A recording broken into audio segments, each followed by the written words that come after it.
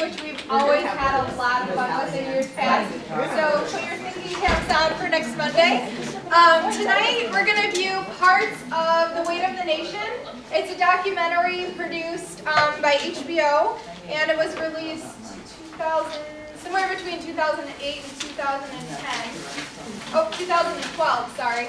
So in 2012 this came out. It's a lot of really new research that they're finding on obesity. The section that we're watching today is called Choices, and it's a lot of people who have lost a significant amount of weight, and so they're kind of guiding you through what they were successful at and the tools that they use. So it might get kind of your brain working for some of the things that might work for you. So we're just going to be jumping around a little bit because it is like a 2-hour documentary and we only have about 45 minutes. So I'll be up jumping around in the DVD, but we'll go ahead and get started. What happened? Did you have a question? Yeah, on that day that we are supposed to weigh in, we're going to be gone for a week. We'll talk offline. Okay. Yeah. People want to hear that quick fix. People don't want to hear eat more fruits and vegetables, lean food, and less fried food. Nobody wants to hear it. It's like a boring story. No action. It's not a thriller.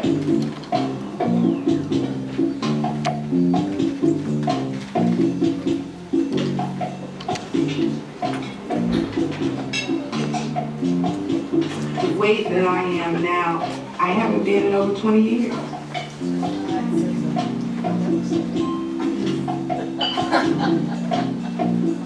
Anybody that sees me, "Dad, you look so good. What are you doing? What are you doing?" And as soon as I tell them, they tune me out.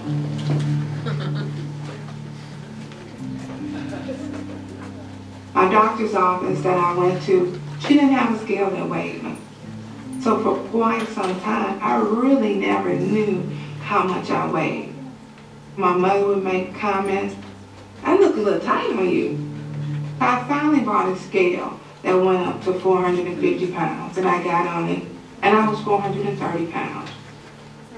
I didn't say nothing to anyone, because I'm like, wow, you're 70 pounds from 500.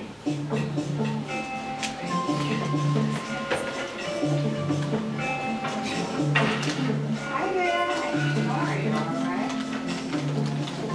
Hi, Yolanda. Hi, Dr. Klein. Now you've been with us for a year and a half, and you have lost about 20% of your body weight, going from 409 to 328 pounds over the last year and a half, which is quite remarkable. And today was 324. 324, so even more today. So you broke the 20% mark. How have you been able to do it? The biggest part of it has been the lifestyle change on eating, learning how to create new habits and better alternatives. You achieved that very, very successfully. Yolanda achieved successful weight loss because she was able to incorporate the principles she learned in her weight management program into her daily life. But it requires a considerable amount of work and attention to detail.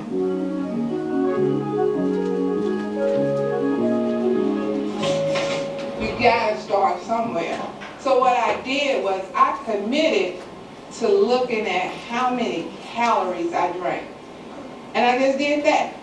And when I was up to 2,000 calories in just drinking, because you get McDonald's, everybody, okay, no soda, but you get the sweet tea.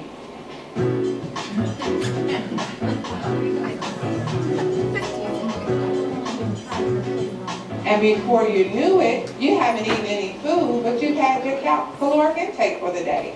We don't realize consciously of what we're drinking and eating.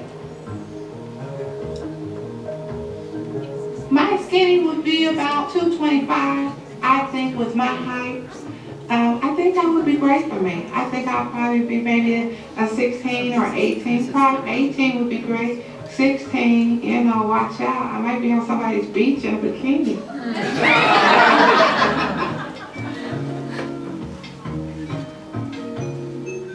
Yolanda, how are things going on this week? This month has been kind of hard for me because I was back nibbling. So what I had to do was to sell the sticks again and put them on the counter. We support each other. If you have a great week, we're cheering for you. If you have a bad week, we're cheering for you. I didn't get any cookies. I was going to ask you, someone like she can read my mind. You didn't get any cookies? Did you get a Kit Kat? No, didn't get a Kit Kat. I have this thing with Kit Kats. 4 bars, it's 210 calories.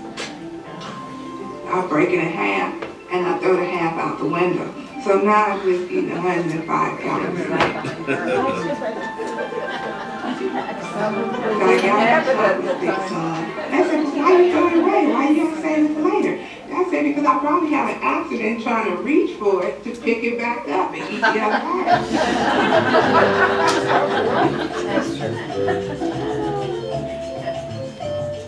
In my purse, I carry the calorie can.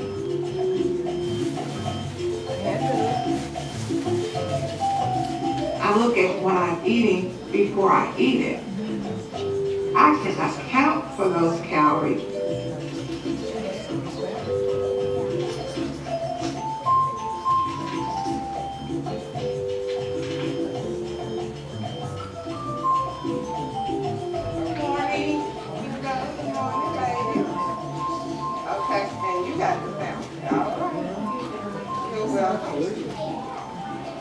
A lot of times I skip breakfast.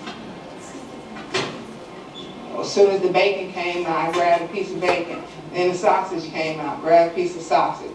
Then made an egg. Oops, I made too much for them. So I ate that egg. So ended up, I said I wasn't eating breakfast, but I didn't know what I was eating and how much I was eating because it was a constant nibbling here and there. So I had to become more structured. I had to plan for my day. I had to come in and say, this is breakfast time. Eat your oatmeal and 2 pieces of turkey sausage. I'm very proud of myself. I'm very proud that I've decided to become a healthier person.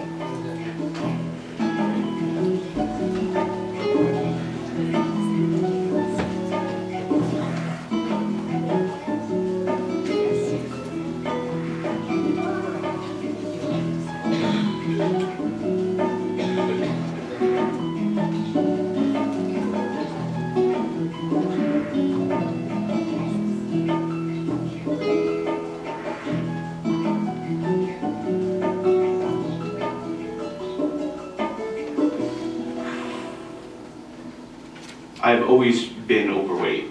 I mean, I can't say I've tried every diet, but I've tried most of the popular diets at one time or another. I have tried all sorts of diets. Can I name them? South The South Beach diet was probably my most successful one.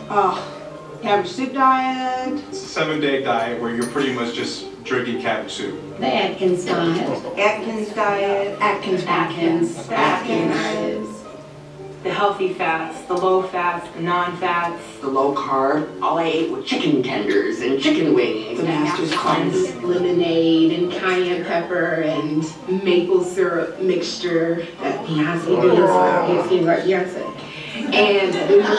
Weight Watchers. Everything, except for the unpractical ones. I don't like the cookie diet, that's just stupid. And you're paying out thousands of dollars and nothing ever works. You might lose a few pounds, but nothing sticks, nothing's right. The diet industry has no reason to solve the problem.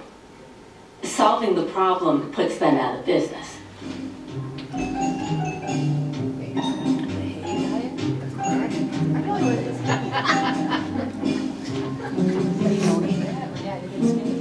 Almost all diets are just low-calorie plans masquerading as some secret. In order to lose weight and keep it off, people have to do an awful lot of hard work. They have to eat less and exercise more, they need to eat a balanced diet, and they need to be vigilant over a long period of time. No publishing company is going to publish a book that says just eat a little bit less and move a little more. You gotta have a hook or a gimmick. One of the myths that's out there is that if you eat a calorie of fat, it's different than a calorie of lettuce or a calorie of candy or a calorie of pumpkin pie. for all intents and purposes, a calorie is a calorie. There are only 3 macronutrients, and that's fats, carbohydrates, and protein. Diets are generally based on eliminating one of those 3 food groups, but we just cut back on all of them and just ate less. That would work. The laws of physics, as we say, relate to the regulation of body weight. Energy in, energy out.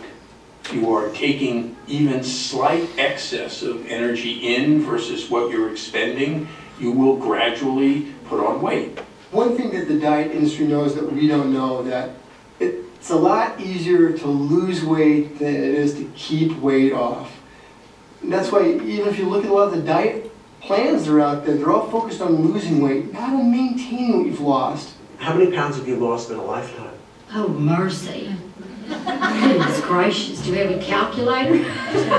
Upwards of 200 pounds 3 times in my life.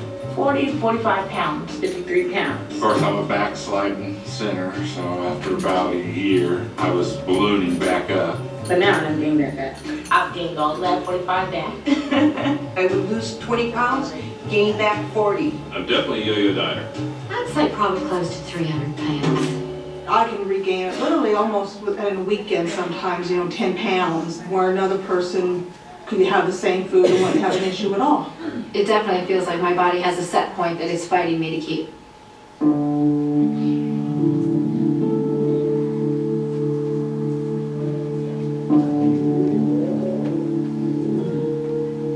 Individuals losing weight are not metabolically the same as they were before they lost weight. Consider 2 individuals, same gender, same age, exactly the same body weight. One of whom is at that body weight as a result of, let's say, a 10 or a 15% weight reduction, and the other who's been at that weight for their entire adult life. The weight-reduced individual will be requiring about 20% less calories per day relative to what somebody of that weight who's never lost weight would eat, or eat 10% less and increase their physical activity by 10% in order to keep at that body weight. If that reduced individual goes out to lunch with her friend and they both order the same meal, that will represent a 20% overeating for the weight-reduced individual, quite normal for the individual who's not in that state. 20% may sound like a little, but 20% excess caloric intake a year will account for the inexorable weight regain. As far as we know, this phenomenon does not go away. So being successful for a year or 2 doesn't mean that you're going to be able to go back to eating at the rate that would be appropriate for a person who'd never lost weight. Does the struggle ever seem sort of unfair? Sure, it does seem unfair. It's unfair that, I can't just lose the weight and go back to the way of normal. And doing the things I want to do, going to places I want to go. If I were not obese, I would have no hesitation in doing the things I want to do, going to places I want to go, trying for things that I want to accomplish. I could go on a roller coaster. I would skydive if I wasn't obese. I would be able to roller skate. I would probably pursue dating if I were not obese. And I would have a little Vivia. I want her to be Vivia the second. I shouldn't deprive the world of that. They need another me.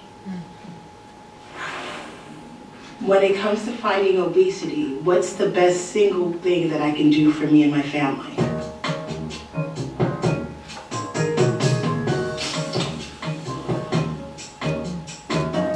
Soda and other sugary drinks are the #1 source of calories in our diet, and the only individual food that's actually directly linked to obesity.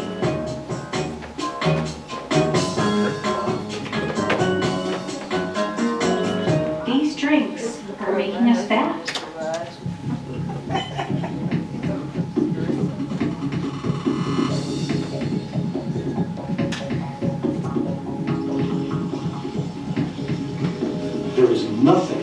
in a soft drink that is good for you. A Twinkie or a potato chip or a candy bar has at least a little nutrition with it. These sugary beverages have none at all. Sugar teas, energy drinks, sports drinks, flavored waters even, they're completely empty calories.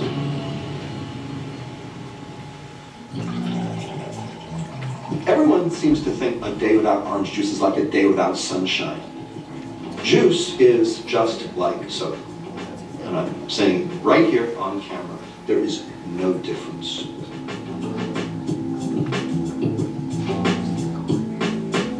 When you take fruit and you squeeze it, you throw the fiber in the garbage. That was the good part of the fruit. The juice is nature's way of getting you to eat your fiber. The body doesn't seem to recognize calories very well when they get delivered in liquids. Our thirst mechanism is independent of our hunger mechanism. When we drink these calories, it doesn't fill us. We don't compensate by cutting our food intake. In the war on obesity, they're not the only problem, but it's a darn good place to start. Priscilla, what's the craziest way you ever tried to lose weight? Oh, I think everybody knows this. It's a 3-day diet.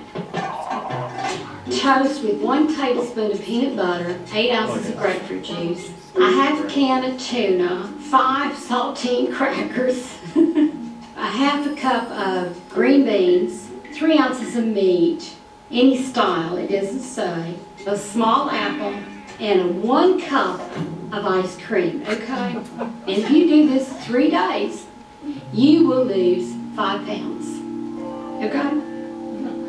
I think any time that you go on a restricted diet or you do anything that's extreme, it's going to come back and bite you.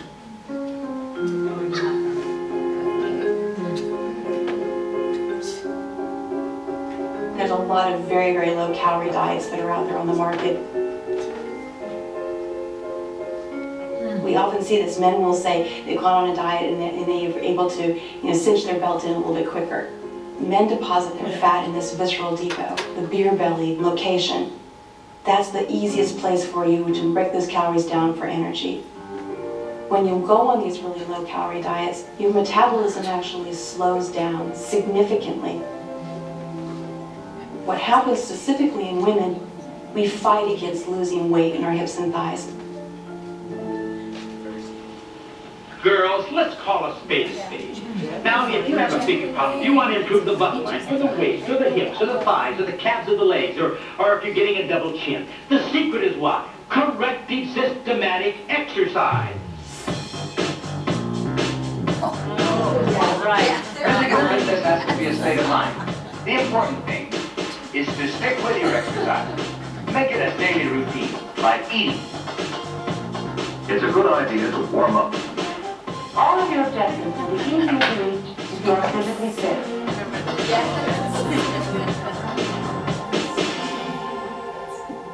I don't know if there are any myths about exercise and weight loss, but there are certain realities that are unavoidable.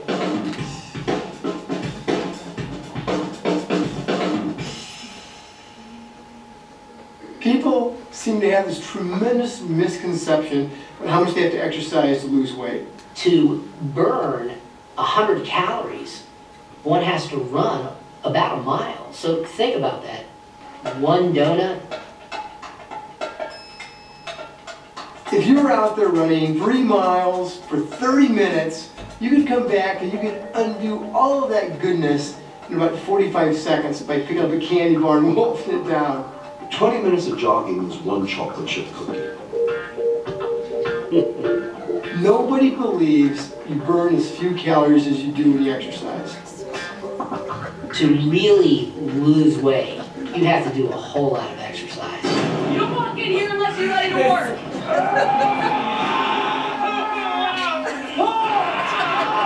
No, Rudy is never going to stop until you die. I hear you. I cringe when I see The Biggest Loser. It can actually do a disservice seeing this rapid weight loss that they achieve on television that is just not doable under normal circumstances in the real world. They focus on physical activity and exercise as a major therapeutic approach for treating obese patients, and we know that that's just not correct. When you're overweight, it's a lot easier to lose weight by reducing what you're eating than it is by increasing physical activity substantially. It's a heck of a lot more simple to modify portion size, to modify our intake, if you will. I believe that in terms of obesity prevention, that both strategies are important. A combination of aerobic and resistance training is the most effective, both in terms of sustaining weight loss and also in terms of reducing other risk factors. Physical activity really is the wonder drug. If you have regular physical activity, you're less likely to have high blood pressure, less likely to have cancer, less likely to become depressed, less likely to be injured, less likely to have arthritis, less likely to have osteoporosis, more likely to feel better about yourself and be more productive at work. Come on, let's have some fun. Let's pretend that you and I were marching down the road to Health and Happiness here. So we'll really do some good marching. Everybody together, come on. 1, 2, 3, 4. 1, 2. On the soldier march, lift in, shoulders back, head up. Big smile, come on. Gertrude, you're so great this morning. 1, 2, up, down, 3, 4. 1, 2, 3. Pull the waist in, that's it. 2, 3. 1, 2, 3, 4. 1, 2, and rest. 1, 2, oh. Alright, we're gonna jump forward again. I remember that show. Bill, tell me right now why you're... If I set my mind to it, I can do almost anything. Why can't I solve this problem? It's not a question of willpower. It's not a question of brain power. I didn't get successful after this operation is radical behavioral change. Exercising daily, a sensible diet, the right amount of multivitamins. You have the ingredients for success. I talk about this operation as being a radical step. And I think there are far less radical steps that everybody who's considering this operation should entertain. Lots of people are able to keep off the weight with behavioral changes. It's hard for them, but it's doable.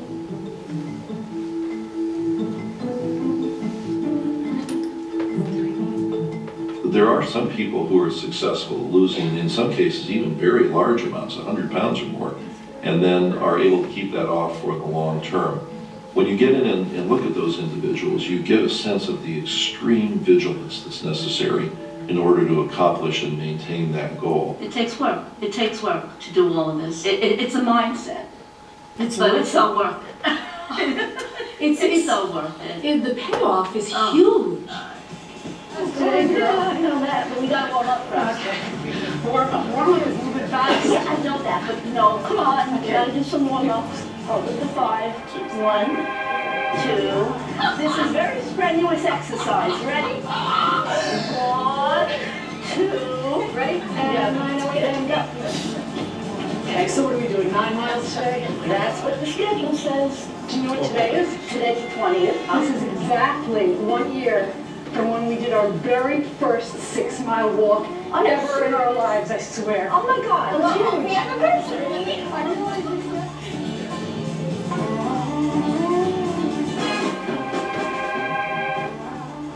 It's scary to think of it, that I was at a certain weight. I never pictured myself looking like this. It's scary from where I started to where I am, because my whole life has changed. My daughter, she's gonna kill me for this, okay? Sorry, honey. My daughter weighs 106 pounds. I've literally lost my daughter. I've literally lost a person. Do you think you and I could both fit in this? Look at this. It is amazing. Oh, really? Yeah, it is. It's totally amazing. You were how tall and how much did you weigh at that time? I was 6'4". No. I know you're still the same height. This is the hard stuff, saying the number. It's very difficult. I'm 4'10". And when I weighed in at the doctor, I was 215 pounds. And that is a scary number. I never thought I was that weight. I'm 5'3", and I was morbidly obese. Oh my God, well, I don't even know what I was saying there, but it was just all a cover. Like, here I am having a good time, woohoo! You know, and fat people didn't have their videos taken. This is very painful for me. It's also inspirational because I've transformed my life and I'm gonna do what it takes not to go back there.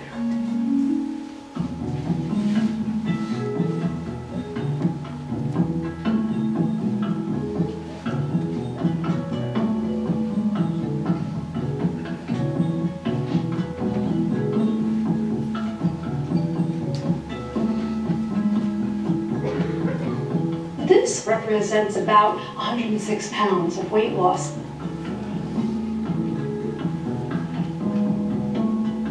It just gives me a very objective, non-judgmental, literally screenshot of where I've been, and it also keeps me focused.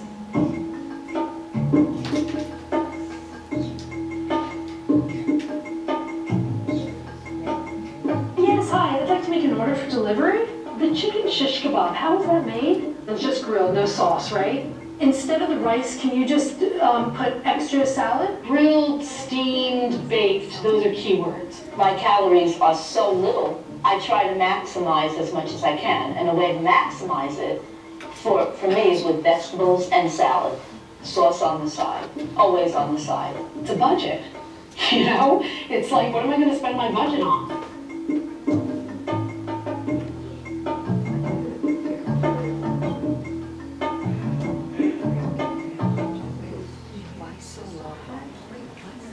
So you want to have a guessing game? Don't peek. How much do you think this weighs? I'm gonna say 6.5. 6.5. You rock. You rock. So 6.5 at 52 calories an ounce for salmon. 52 is 338. Chicken kebab. All right. Chicken is 37 calories an ounce times 6.5. So that chicken is 305. This, I'm going to count maybe 25 calories, what do you think? Okay. This lunch, not including dressing, is 356. Bon appetit! What now, Rhonda? Yes. What is that? Our dietitian had told us to keep a food journal. So I kept a food journal for the first week. Then I said, okay, let's do another week. And another week. This is my 4th year. Without even looking at it, I can just tell you, yesterday when I had for breakfast, I had my Chobani non-fat yogurt, half a cup of berries, which were 45 calories, a quarter of a cup of pure pumpkin, and I added cinnamon and vanilla to that, and then I had it with coffee. My whole breakfast was 205 calories, 19 grams of protein, and 3.5 grams of fiber. Which will take you a long ways. You want to do a hill? Do you want to get heart rate up? Oh, Yeah. take some over. Oh, it's cold enough. My heart rate is going.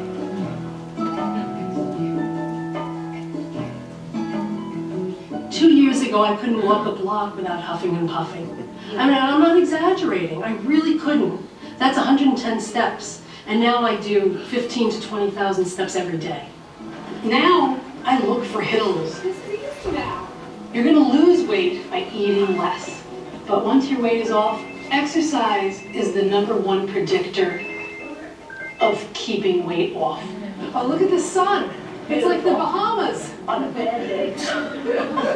At night, I will stand in front of my TV, and God's honest truth, I walk in place, and it could be up to 4,000 or 5,000 steps. And how do I know that? I wear a pedometer every single day.